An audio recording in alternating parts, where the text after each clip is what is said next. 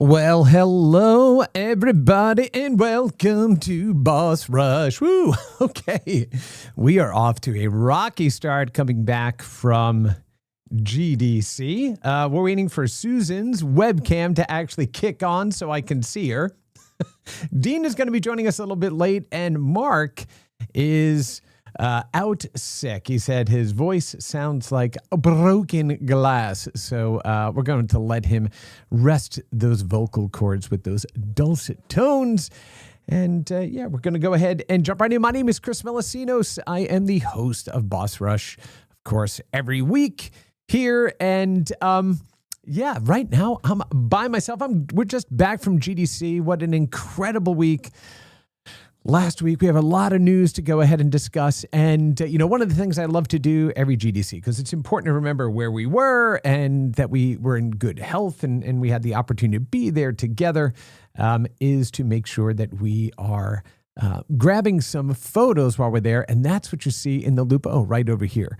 So these are basically all the photos that I went ahead and collected at GDC last week. And I think we have Susan popping in here. So let me double check there and make sure that we have her up and running. So let's see. There we are. Susan, yay. Yay. We went ahead and got you in there. Hi, Susan. Hello. How are you? I'm sorry. I'm a bit disorganized today. You know what? I have good excuses. I was knee deep in Unity. And that's always dangerous. That is dangerous, for goodness sake. So. I don't know what happened. How am I in my 50s and I've had to learn how to use Unity and pitch in so that I'm not dead weight on my team? Oh, stop it. Stop it. Never do. You're out doing all of the work to make sure that you have a healthy company who can build that forward. And so, it was so great seeing you last week. It was so great seeing you. Can you believe it's a week already? This is ridiculous. I know, right? It is ridiculous. I know. I was trying to find the link so I could reshare, and I can't even do that today. I'm absolutely useless for it. Yeah, well, see, I'm a little bit there with you. I, got back from GDC. I took a couple of days off, and of course, when you take a couple of days off of work, there's never really any time off because it just means if you're not in the office doing stuff, you're at home doing stuff, right? And so that's what I spent. Right. That's what I spent a lot of time doing. Things like, what would be a really good thing to do is let's recaulk and regrout the tub, or the shower and that kind of stuff. Oh, you didn't. Oh, yes, of course. That's a horrible idea.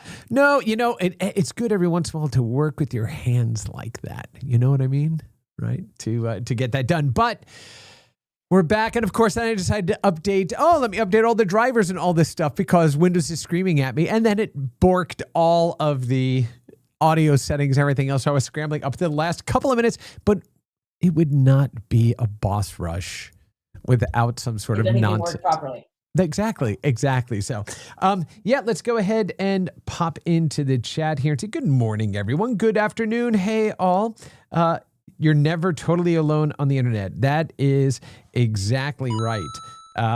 Morning, babies, says Elio, who it was just awesome to finally meet the famous Elio at GDC this year, and then the ensuing party that happened over the weekend. We're going to go ahead and talk about that as well. Is that the one you brought my whiskey to? That is the one that I brought your whiskey to. Yes, I couldn't go ahead and carry that home. So I was like, let me go ahead and bring it there. So Susan, you were there in spirit and spirits. Look at that. That's how you do excellent wordplay, right? I knew you were going to say that. I totally saw that. But that was another dad joke. Of course it was another dad joke. Heck yeah. All right, so let's go ahead and jump into this. A ton of news that kind of came up while we were away there. But before we jump into this, tell me about your GDC adventures. Tell me about how it was being there on the show floor and all that good stuff. Hey, Dean, there's Dean. Dean's joined us. It was great. What a fun week. I'm getting an echo though. Yeah, you're getting that echo. I got you. Go ahead. It was a really fun week. I posted on LinkedIn the other day when I got back. I was not happy about needing to go. I didn't want to go. I wanted to see, you guys, but I wasn't happy about going. I had so much fun. I mean, seriously, what an amazing GDC. Yeah. It was great seeing so many people that I care about. It was a festive vibe in the air. That VIP lounge thing was just, an epiphany from Mark Delora. I wish I had had more time to spend there, to be honest. I would have spent the whole week there. It was great. Yeah. And we just brought Dean in too. Hello, Mr. Takahashi. Wonderful event, as he always does. It was a great event. I really enjoyed that. There was old Rasputin by the bottle, which was a nice touch. I haven't had that in a while. Very nice. Yeah, I thought that was lovely too, having that space. Thank you for speaking. Yeah. Thank you for what? What was that, Dean? Yeah. Susan did a great job speaking at our debate sessions at our GameSpeak Crossfire event. So that was awesome. I would expect nothing less. Nothing less from her. I had my voice almost the entirety of the week. I finally started to go the last day. I don't know what I did right this year, but I kept my voice. It's all that good living. All that good living. So, well, I'm glad that you've recovered. I'm glad that you had an awesome time. Dean, how about you? How are you feeling after just a crazy week last week? Well, it was a very productive week, I think, on all the different fronts of, meeting new people, meeting familiar people, getting back close to some of the platform companies or, some of the CEOs of the industry. And so in that way, I did not really mind that the overall crowds shrank. I think they had either side events or even in the Luminaries Lounge at GDC. I think they had a good way of concentrating a lot of the people that I needed to meet. And so I think that was good. And as you know, maybe the crowd shrank from near 30,000 last year. Well, Dean, we are talking about news right now. So dun, dun, dun, dun, let's talk about the news, okay? Yeah, 20,000 this year, right? Yeah, and there you are. There's your article there. GDC Festival Games draws 20,000 visitors, down from 30K last year. So yes, there were fewer people there this year than we had in the year prior, but it didn't feel that way. Every space that I went into felt very active. How did you all feel about that? I totally agree. I didn't get that sense at all. I was very surprised to hear that it was down that dramatically. And look, there's factors going on in the world that aren't from Boss Rush that certainly influence. You mean that aren't GDC? Yeah. Factors beyond, the team of Delora's control. And so I know a lot of Brits, for example, and people in Scandinavia who didn't want to go, and it didn't matter what it was going to be, and that's nothing on them. So the fact that they managed to pull off such like an uplifting event, despite all that, is cool. I didn't feel like it was underattended.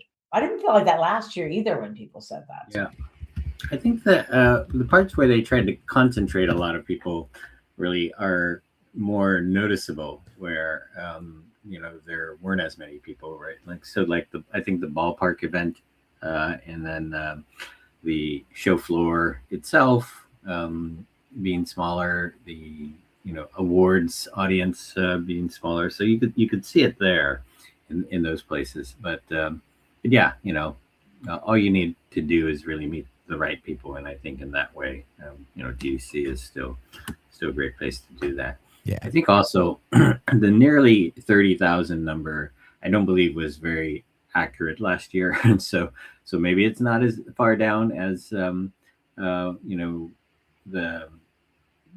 that sort of set of numbers would suggest. I think if it were more precise, I think then and audited and all that, then it would sort of be a better comparison, I think, to make. But they're dealing with very rough numbers as estimates, I think. Yeah, I agree. One of the things that did come up was, but this isn't, you can tell the crowds were down because the lobbies weren't full, right, in all the hotels. Yeah, because they moved all the executives into a single venue. And that I was just going to say that. Right? Yeah, that's exactly it. Yeah, we were all in the hotels because there was no place else to meet. Right. Now you had the executive thing, and you had like the little sofa area, in South Hall.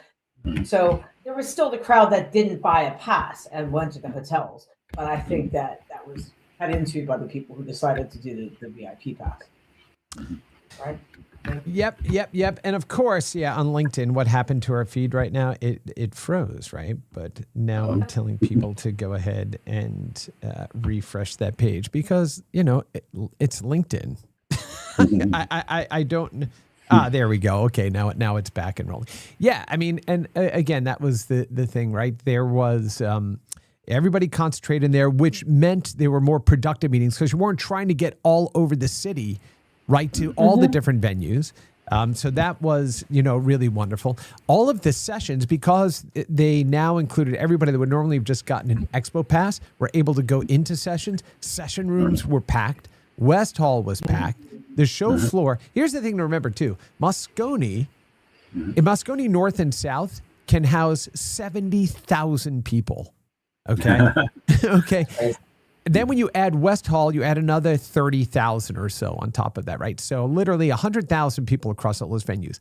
If the show is only 30,000 last year, you were trying to spread all of that out across a venue for 70,000, for more than twice the size, right?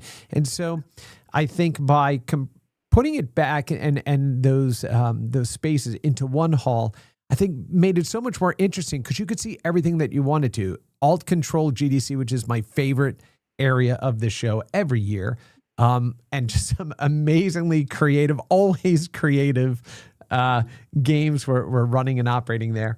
And then that theater in the round, I don't know if you saw that, but it had the one podium in the middle, and then there were bleachers set up in a round. So, conference attendees could sit around and they would have one speaker in the middle who was constantly turning. It was awesome, right? They had a boxing ring out there. They have a podcast booth. Yay, which we went ahead and availed ourselves of, which was awesome. So I loved the changes. I think they're really well positioned to grow. And again, in spite of all of the headwinds that you all have mentioned, they still drew 20,000 passionate, excited, some a little apprehensive, participants for the conference. So it was awesome. It was great. I also contrasted to GTC, which I went to on Monday and Tuesday, right? And that's NVIDIA's AI event in San Jose. And I think they grew from last year. Jensen did a 2-hour keynote again inside the SAP arena and pretty much filled it up. And I think they said there were maybe 30,000 people there. So that tells you about the popularity of AI and all of the NVIDIA chip ecosystem right now. It's very strong. So let's talk about that. This is on gamesindustry.biz. NVIDIA CEO says critics are completely wrong about DLSS 5 technology. Our good friend and sometimes co-host as well, Darren Gladstone, had mentioned, he said, I'm looking for the DLSS 5 version of this crew to look at. So, DLSS 5, by the way, was one of 23 stories that I wrote on NVIDIA on Monday, Sunday and Monday. And it dropped as a surprise announcement. I think they weren't necessarily planning on it. And it basically, sort of diverges from the previous DLSS technologies where they're using AI to predict what they should put up on the next frame for graphics. And so rather than graphics performance and speed, this time they were going after graphics quality, right? And so what they're doing is combining what is already there, I think, in an image with polygons and the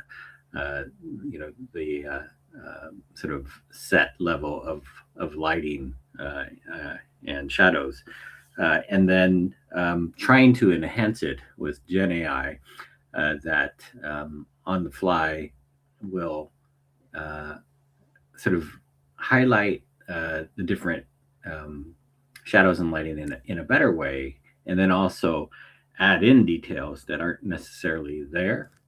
So Right. someone with a lot of wrinkles on their face, you might not see it.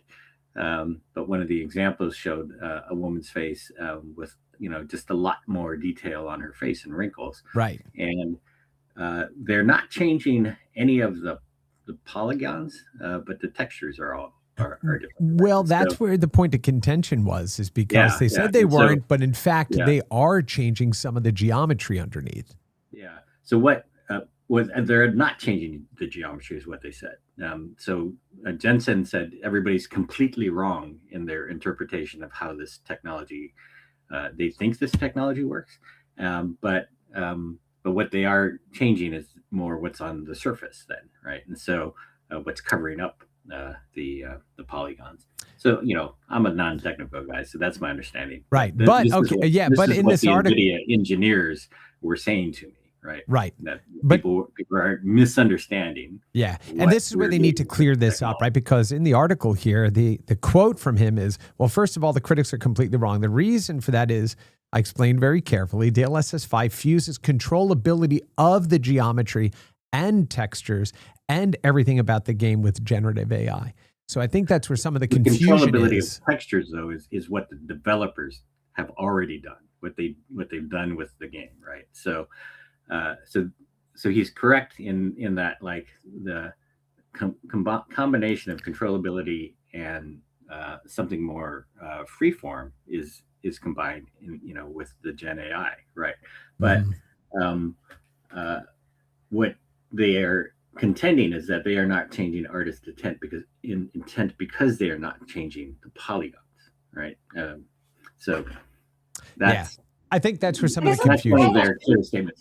The other thing, one more thing that they pointed out was that the lighting control and the texture control there is in the hands of the developer.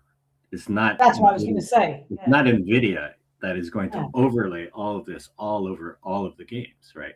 Right. It's actually the developers choosing to use this technology from NVIDIA to try to make it look better.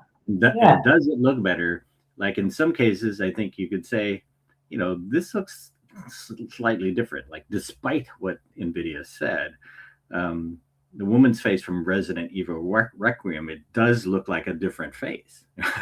It's right.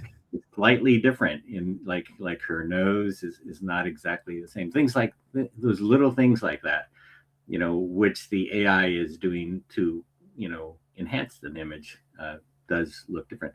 They also showed me like this whole table full of multicolored fruit on a table, and they brightened it up and they made the colors pop more, right? And so it just looked way more beautiful if you're looking like at a static piece of art that maybe isn't quite as noticeable in the realism when it is contrasted to something like a human face, right? So. Yeah, I think so. Right now, again, there's a lot of consternation about it because, we're only seeing demos of this. We're not able to actually see it in the hands of developers yet and kind of figure out what is going to work or not. The other piece, right, is everything was running on dual 5090s. So, right. Yeah. So, they say that they are optimizing still. And so they're going to see what it settles at, but they did not release it yet. Like, they're releasing it in the fall, and so by the time fall comes around, they hope to have lowered the threshold for what you need in order to run this. Sure. I think, again, we won't know until we get in the hands of developers and they can see exactly how they could utilize the technology. And of course, you understand what they're trying to do. But the question that I have is that if it's doing basically frame interpolation and it's doing the kind of this enhancement, can it be consistent, right? So because it's doing it based on frame, based on lighting of what's happening in the scene, if those changes, for that one picture, which I'll put back up here again, would the enhanced version of this character, would she have those same enhancements and features in a completely different scene with different lighting, maybe even a little bit of different geometry based on LOD or something like that? So, right. So if it's never reliable, that the look will always be consistent, that's, cause for there's some trepidation, right, on behalf of developers. But once again, this is all speculation. We don't know, right? We don't know. There's a lot coming at us from a development perspective overall. I would say the one thing, though, is, telling your developers in a public statement, you're completely wrong, right? There are better ways to handle right questions or confusion. So, again, technically, I don't think his statement is wrong, right? Right. That people were reacting to the notion of this concept of AI slop, right? That this is more AI slop, and it's being done against the will of the artists, right? That part is completely wrong, right? It's, I think, a matter of taste now. Then, like, are the artists going to like this? Because it does do things, like I said, like, make some things pop, make some details come out that you can see in the trailer they put out, that some of these things just look better, like the details on a human face, and the sports, the soccer game example. It does look better, right? So, but yeah, you're right. Like, can it be consistent enough at doing that throughout the entire play of the game? Good question, I think, right? Yeah.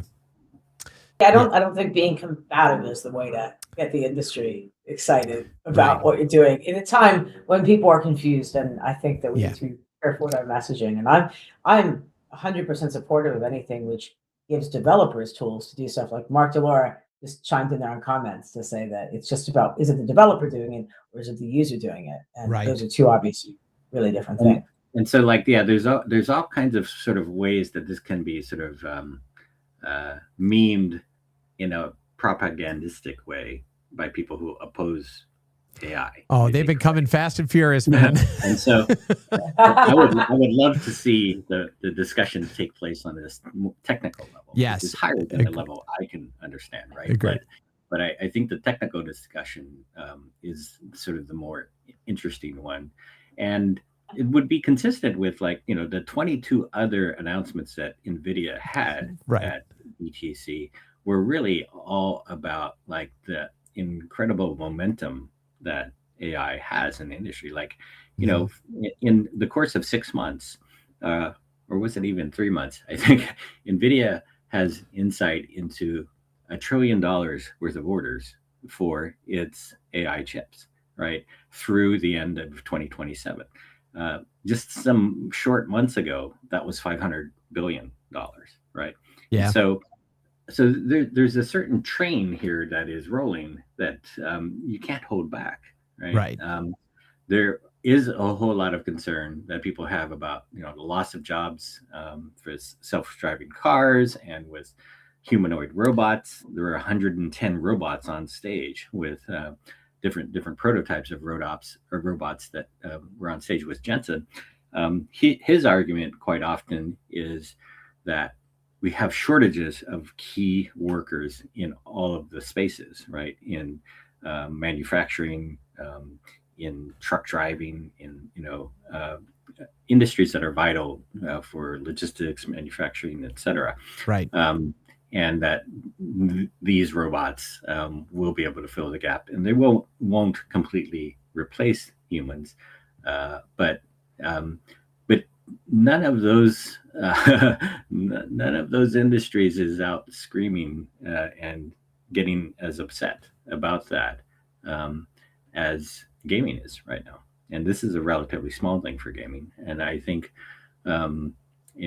it tells you a lot about, like, I guess the difference between how the gaming industry is reacting to AI and how the rest of the industries are racing ahead with it. Yeah. Well, I mean, that's for a much bigger discussion. We have a lot more news to get through, right? But I think it's also some of those industries that really rely on human labor and things like that. The progression towards augmenting those workforces, or in some case replace them, has not progressed anywhere near as fast as digital and system-based changes that we see, right? So, there's still a ways to go, right, from a robotic perspective to augment those things, right? And so maybe they're feeling a bit of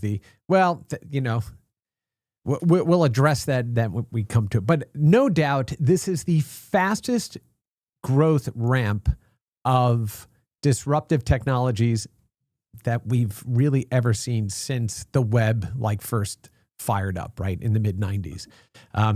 So, there's a lot collectively as an industry, games industry, technology industry, that we have to work through and get better at communicating. We don't have those answers here, right? These are just, opinions, but how about that? All right, let's go ahead and move on to some other topics. There's another conference right around the corner here. ESA's ICON puts video games at the center of cross-industry innovation. Are either of you attending ICON? I am not able to. You're not able to? No? Yeah. I happen to be going to Gamescom Latam in Brazil for a third year. Yeah. Nice. Wait a minute. Latam in Brazil or Las Vegas? Yeah, I think you're making the right choice, buddy. We go to Vegas enough. It was more a matter of how ready they were when the invitations came out and all that. So yeah, I think Icon is coming in hot. But I am going to have some FOMO because they do have 5 different members of the ESA board speaking, like Yves Guillemot and Straussonic, and not people that you ordinarily see at a lot of conferences. Yeah. I haven't tracked this one at all, so I'm looking at it myself. Yeah. Well, it's going to be in Washington, D.C.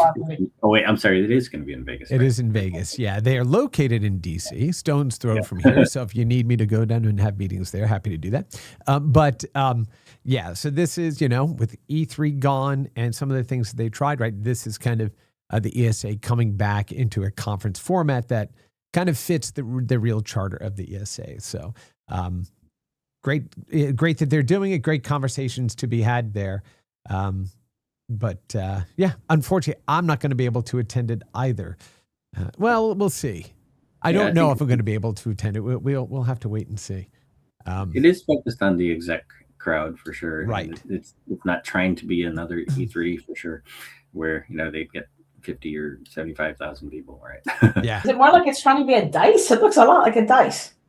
Yeah. It is a lot like a dice. Another dice in Vegas 2 months later. It's weird. There's no shortage of these. Not so different from GamesBeat as well, right? But that's you in GamesBeat, so that's fine. Yeah, exactly. But we also just had the VIP and presentations at GDC too, right? So, but the good thing is that there's more opportunities for more of the decision makers that operate the companies and the finances and those sorts of things to get together and hash these things out, right, and have those discussions. So, or to be pricey, the counterpoint would be: are most of these companies that relevant anymore? Well, lots and lots of the business is coming from the indie space. So really good. So we're going to go ahead and move on with that. And as we are wont to do here on Boss Rush, let's to be spicy. You can. I don't have a spicy. Here we go. Let me see. What does RJ say? What an awful question. That's what RJ says. What an awful question. Let's talk about a really exciting piece of news that dropped, at least for me and other Star Wars nerds. Star Wars launch marks Fortnite's most in-depth creator IP integration yet. Holy cow, this is a good one. So basically, Fortnite is opening up a whole bunch of Star Wars assets, including models, characters, sound effects, all these other things that creators will be able to go ahead and build their own Star Wars themed islands in Fortnite. And they won't be able to publish their Star Wars Islands until May 1st, with the goal of allowing all creators to make all necessary final tweaks before Star Wars Day on May 4th. Brilliant. Absolutely brilliant. I am. I'm not surprised. I know the guy who's running Fortnite now, and he's awesome. So that's super cool. Can you guys guess how many UEFN games are on Fortnite now? The user-generated content game. Is it the creators program? Sort of thing? Yeah. Oh, how many? Take a guess. How many are on there? I'd say 120,000. I'm going to say 20,000. Okay, it's 345,000. Oh, Jesus. I was trying to $1. That number too, yeah, exactly. Wow. Yeah. Close without going over, right? I mean, that is a far cry from the 40 million that are on Roblox, right? But what I would say is that the technical or development kind of curve that you need in UEFN is a lot different than we see in Roblox, right? But yeah, no, I think it's pretty fantastic. They go into some of the economics, or I should say, Dean's crew goes into those economics. Disney will receive a 20% cut of all revenue from the integration, a higher figure than the 12% revenue share for Walking Dead, or 50% share revenue for the game's Paramount and Netflix IP integrations, which, not surprising, right? It is one of the biggest brands, right, that we have out there in the world. So I can't wait to see what people create. Give me more Star Wars, man. I'm all good with that. I'm all good with that. Okay. When talking about new games, our good friends over at Probably Monsters and Mark Subotnick, they are shows the bloody gameplay of Nakomi Nazi Hunter and Crimson Moon gameplay. Yeah. Dean, can you fill us in a bit more here? I love this, the lead line here for you, which is Probably Monsters used to bet big on its games. Now it's betting small. We'll see if it pays off. What did you think of the two demos that you had a chance to see at GDC? Well, I think that, you're right that these are very sort of small project games that are not necessarily meant to be, AAA titles. They're getting out quicker, maybe in 18 months of development or so. When I looked at the games, the blood in the Crimson Moon story, not surprising. It's a fantasy sword fighting game where you're slicing up demons, I guess, but the animated style of the Nakomi Nazi Hunter game is very interesting in that it almost looks a bit more cartoon-like, right? And it is 3D animated, but the characters are stylized, and to see all the blood and guts in this game, because it's all about close combat, fighting with a knife, really, and fighting in stealth, almost like Assassin's Creed. Right. You almost expect it to look a lot more realistic, right? But it's a different choice that they've made, and we'll see whether it resonates with players. I think that the animated cost compared to fully realistic 3D animation, I think is it's clearly cheaper to do it this way. Right. But I think we'll see, I guess, if it's that style is going to work for fans, right? Yeah. So, but yeah, it's very interesting. Personalized story that if you think of their inspiration, they pointed to Inglourious Bastards, right? So. Yeah, they sure did. They sure did. So did you have a chance to see the trailer that they dropped? I did not get to see it. I knew they had it. It's one of the millions of things on my list. I know that Mark told me about it, and no, I've been remiss. We're gonna watch it now? No, we are not going to watch it now. It's it is. Who doesn't want to kill Nazis? I mean, that just goes without saying, right? You can go to gamesbeat.com and check out the article and be able to watch that in the privacy of your own, either mobile and confined space. It is visceral. That's the slaughter there. Yeah. There's a lot to it. We had a chance to see, Bot showed us that evening. We were all at dinner, and it was just, it was amazing. I'm interested to see, as Dean said, how well it plays, right, with their audiences. But it's pretty. It looks amazing, and they are. I love the way that the companies reposition themselves, the kind of size projects that they're going after, which align to the talent they have in the studio, size of the studio they have, the money they're putting into the games. Right, it's the quality of the stuff that they're producing is excellent. So, let's see how their fans react to it. Okay, there's a couple of other big news pieces, of course, on GamesBeat here. Unity announces native solutions for Steam and Steam Deck. I think this is a big one, right? For people. It's exciting. It's not documented yet, is what I'll tell you, because we're looking at it. Yes, it's super cool. There's some other tools out there that do this too already. So I was shocked that they didn't do it before, and it's great that it's coming. But at the moment, there seems to be zero documentation on it. Sure. So, Mm-hmm. What I do love from a developer standpoint, when I think about it, but I love that they're doing it. Don't get me wrong; it's mind blowing. Yeah. How many features you can support with a Steam game, and so yes, it's awesome and overdue. But I think it still has some work to go in terms of documentation to make it.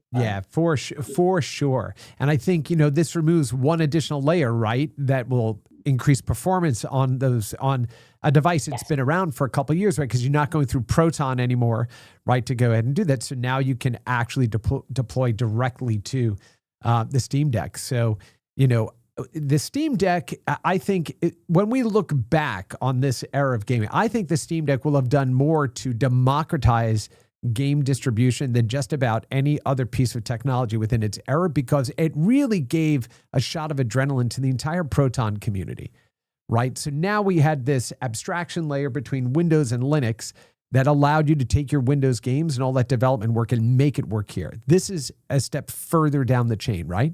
So I would suspect that games coming out of Unity that are going to deploy directly to Steam Deck are just going to perform better, right? You're going to get more out of lesser hardware. So all of that forward momentum that makes it better for game developers, I'm 100% behind. So I'm watching this one with great interest, of course, right? So I think I got to take a step back here, Chris, and ask if you're really booing Star Trek. So I'm not so much as booing. Look, booing. Listen, booing Star Trek. I mean, they're already at a disadvantage when you compare it to Star Wars. So I don't want to. I don't want to take over Star Wars any day. I don't want to take that. It's not a fair fight. Star Wars, of course, right? So yes, happy to have the Star Trek folks, right, bathe in the glow that is the Star Wars is so overdone, and last year I would take Star Trek any day. Which Star Trek? I told you I was feeling feisty. Which today. Star Trek though? Mm-hmm. Kirk or Picard? Tough. Which one? Picard. Okay, so now you're going to upset the OGs, right? Because No, totally. Because I don't Picard never went to the Kirk School of Acting, and so that's the and I'm just. And whilst I didn't like all of them, I really loved the first of the Bad Robot Star Trek movies, and then it kind of went slowly. I loved the reboots too. I think the character casting was impeccable. That first one was great. Yeah, really good. And I'm doing that more for Delora. I'm doing that more to just go ahead and rib Delora a little bit, right? I love the Matt. Oh, but Matt Anderson said, "Call him out, Susan." Jesus. I preferred the Wrath of Khan myself. See, okay, yeah. See, he's got it. Khan. I see. Now I'm going to have to get that and isolate that. Oh wait, what does Bender the Robot have to say? Oh, nerds. That's right. Nerds, of course. Oh yeah, I did have a clip in here. I don't know if the audio comes through, but wait, how did that happen, Susan? I don't know if you can see the pineapple apple pen dance going on. Okay, let's talk about. Oh, by the way, we're going to jump all the way back to the beginning. Dean, I love how you characterized Mark Delora is listening. What's going on here? He's not here. He is. Well, no, he's in the chat. Our program. He's in the chat, but his voice was killing him. But Dean, I did want to say in your recap of GDC, I was so happy that you were able to join us for the late night Boss Rush one. And I love the description where you said the laughter-prone co-hosts of Chris, Susan, and Mark. So yes, if we can't laugh through some of the stuff, then there's something wrong with us. All right, let's talk a bit about another game launch, and I'm so excited to see this one too. Mattel announces Mattel Match, a Match 3 game starring childhood favorite brand. Yes, isn't that right, kids? Yay! So here we go. Mattel is firing up, right? And really re-engaging in the game space. Mattel and Yukon Games announced the global launch of a new title, Mattel Match, a Match 3 puzzle game featuring some of the former's most iconic brands. The game is now available in the App Store and Google Play as a free title with in-app purchases. Excited about this? I am. And I'll tell you why I'm excited. I'll tell you why you're excited about this. Let me tell you why I'm excited. Because, I need Uno in my Match 3. No, and you look at the brands there. What I'm excited about is Mattel coming back to video games, right? Mm-hmm. And as a company making a concerted effort, right, to come back in developing games and reigniting those IPs for generations that grew up with them, but also for new generations that are experiencing them. We've watched incredible success with Hasbro, right, really leaning into games. It's great to see the other toy pillar, right, within the toy and entertainment industry really start to lean in. And they have a really rich heritage that goes all the way back to the 1980s of developing video games and systems and handhelds and all other sorts of things, right? So still not convincing me that a Match 3 game with Mattel IP is so you don't run into the room throwing hands. You walk in politely and say, I'm here. I'm happy to be back.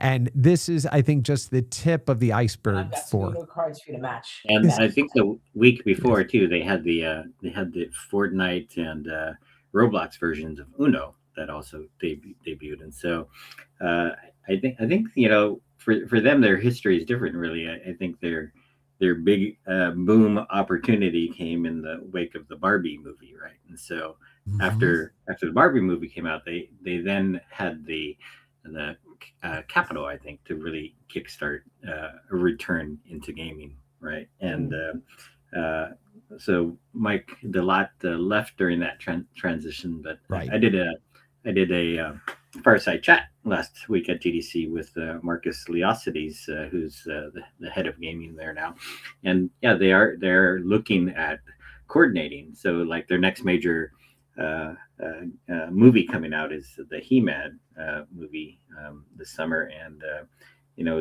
I guess the hint they're dropping is that they're going to be more ready, for the sort of they didn't call it transmedia, but the transmedia opportunity really of games and movies and TV shows and various toy brands, right? So yeah. I'll also say when the Barbie movie came out.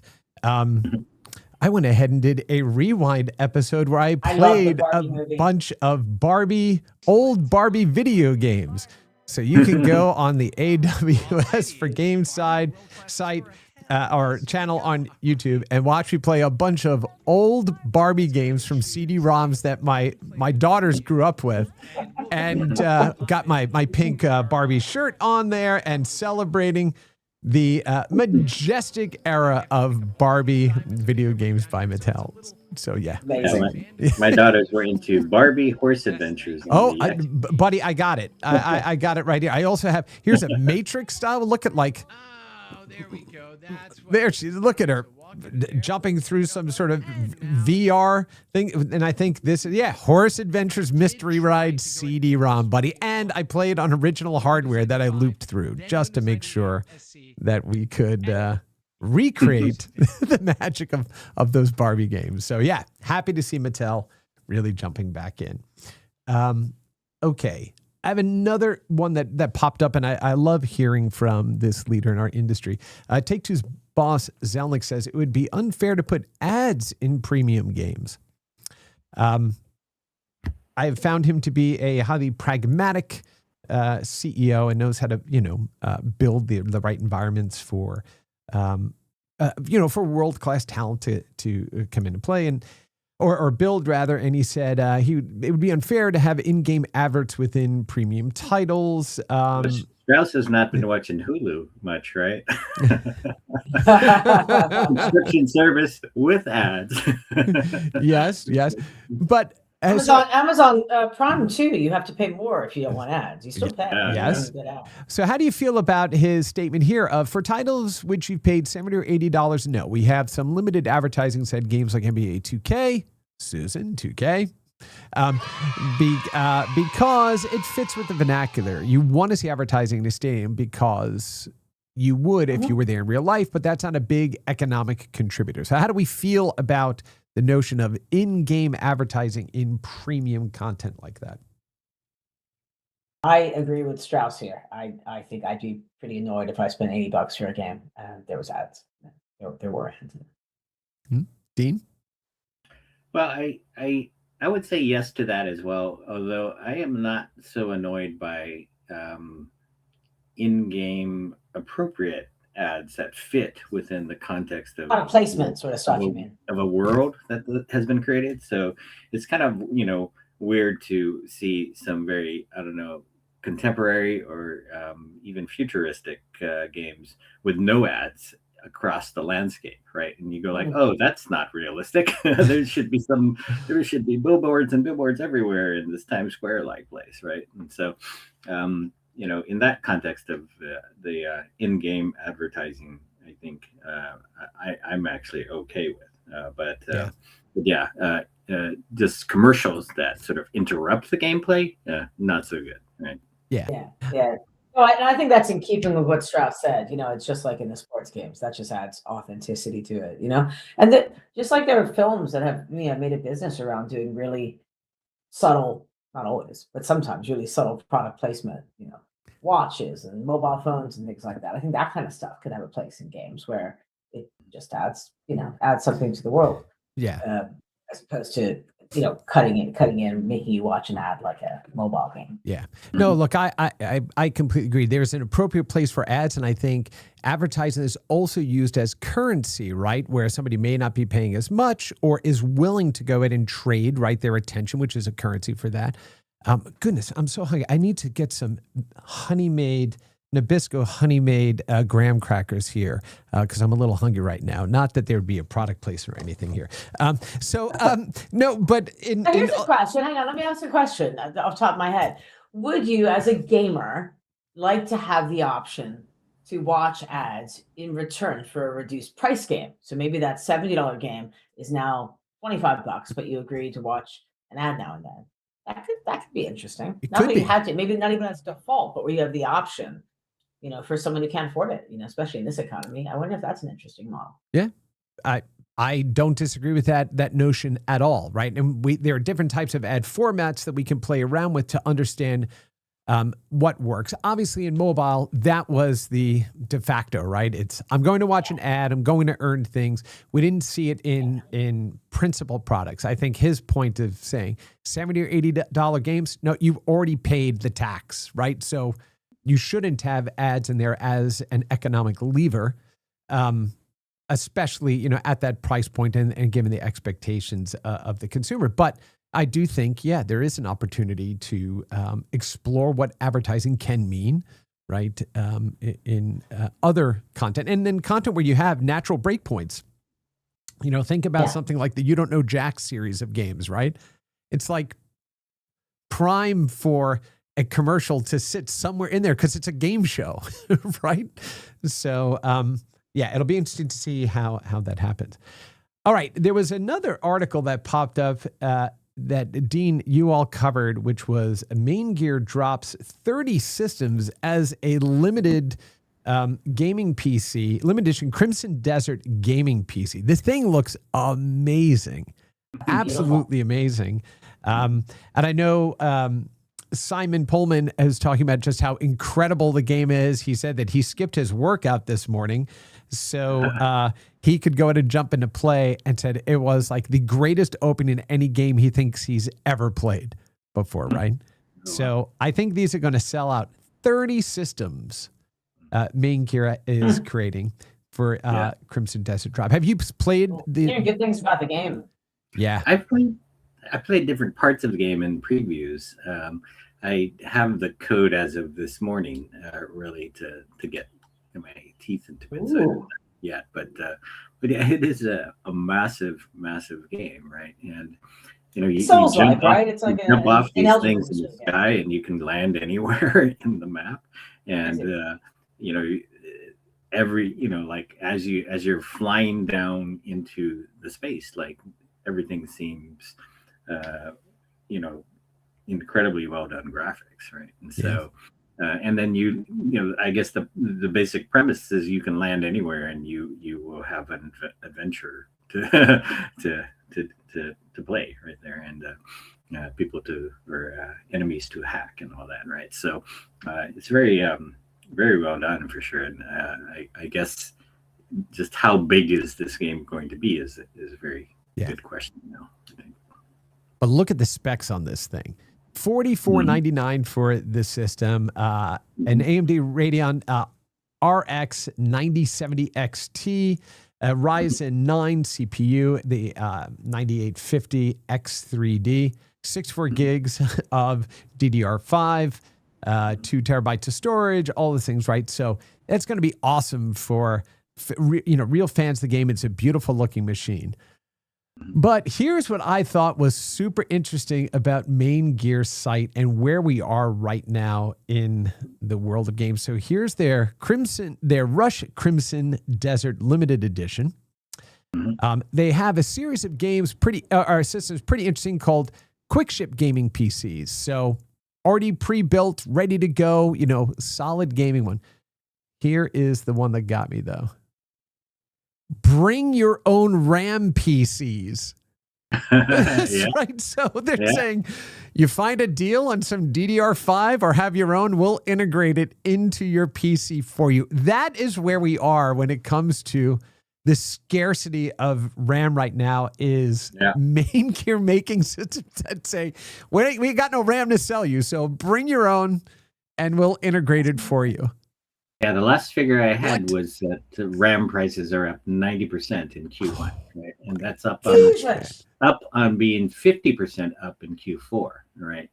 So it's a crazy shortage driven by the demand for AI. And the other interesting thing is that NVIDIA, you don't see NVIDIA graphics on this, because the 5000 series is also in short supply now, as they try to sort of balance out the fact that they can't even meet AI chip demand. And so for at least the first quarter and the second quarter, NVIDIA's graphics cards are also in short supply. Yeah. Yeah, it's crazy. Right. It is crazy there. Hey, I know we are coming up to the end of the hour here. I know Susan has a hard stop, as do I. So I'd like to go ahead and shift gears a little bit and let's talk about what games we are playing. I need to get some jingles for that instead of me having to warble my way through all of these. There's a lot more news that we'll go ahead and pick up on some of these next week. We want to also, make sure that we mention our friends over at Ubisoft that were just caught in this latest at Red Storm that were caught in this latest round of layoffs and reduction. Again, please avail yourself of the resources that Amir Satvat and the Always Supporting Games community has set up as well. Reach out to any of us, to colleagues, to friends, to networks that we have on LinkedIn, if we can be of any assistance. And here's hoping for soft landings and, a quick employment for everybody involved. I wanted to shout out the one crazy story of the judge in the Subnautica 2 case, reinstating the weird founders that Grafton had booted out, and Back. and now they're back in charge of the game, and they got a chance to get their $250 million bonus if they That's wild. Skip. I've never heard of that happening, of a judge saying, no, you have to reverse that, put them back in charge. That's like crazy, right? This is going to be, this is going to go down as kind of like a case study in universities and stuff like that. For sure. Dean's like, perhaps I'm working on one. Not that he is. I have no idea if he is or not, but I thought I'd throw that out there anyway. All right, let's talk about what we're playing. Susan, what are you playing now that we're back from GDC? My library is still full of everything roguelike. You know, I grabbed a bunch of demos for the plane, and then the plug wasn't working, so I didn't get to play nearly as much as I planned to on the plane. But I've played through one run of the Vampire Crawlers demo, the Vampire Survivors demo. I beat that yesterday. Yeah. What's coming? I've been playing through Slay the Spire 2. I think I passed the second floor. Maybe I'm on the third floor there. I played something called Crop Deck Farming Roguelike. Who knew that was a thing? What? I've been playing Monster Train 2, and I've been playing Turnbound and The Bazaar. So those are like the only games right now that are actually installed on my machine because I'm running out of room, and they're all roguelike. So I think I have a problem. It's not a problem. It's an embarrassment of riches when it comes to titles we can go ahead and play today, right? There you go. That's the way to put it. Yeah. Exactly. Anyway, so that's me. That's what's keeping my time. Yes. Dean, how about you? We know you're going to be jumping in. Yeah. I've looked at my Steam counter here, and I guess I put 97 hours into Arc Raiders, and I'm still playing that. Wow. I do like it better than sort of the short marathon experience that I tried out last week. And I'm gonna play some Crimson Desert here, and then also the Black Ops Royale that dropped with the new season of Call of Duty Warzone and Call of Duty Black Ops 7. So I have not played Black Ops 7 as much as I have played other Call of Duties in the past because of Arc Raiders. Dang.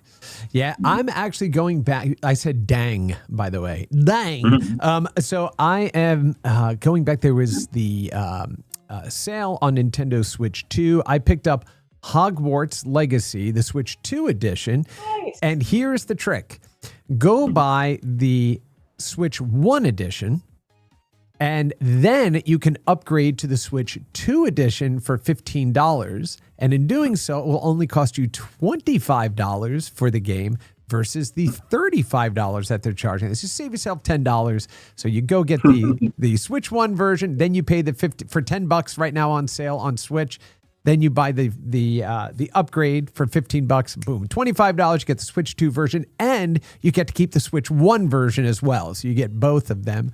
I don't know why you need them at that point, but I'm going back and playing some of that, and playing the new Virtual Boy games that went ahead and dropped on Switch 2 as well. I know, because my vision isn't bad enough, so why not go and pop my face into a red filtered VR headset and to give myself more headaches? But that's all I'm playing right now. We're back from GDC. Mark, we hope you're feeling better, buddy. Thank you all for spending time with us this week and for last week. And for those that went ahead and checked out the evening edition of Boss Rush 2, we have some ideas for next year. That tiny couch may make its way onto the show floor. Just saying, we're going to figure it out back then. But that's going to go ahead and wrap it up. Thanks again, everyone. Have a wonderful rest of your day, an awesome weekend. Tell your friends about the program, and we'll see you next week on Boss Rush. Thanks, everybody. Bye.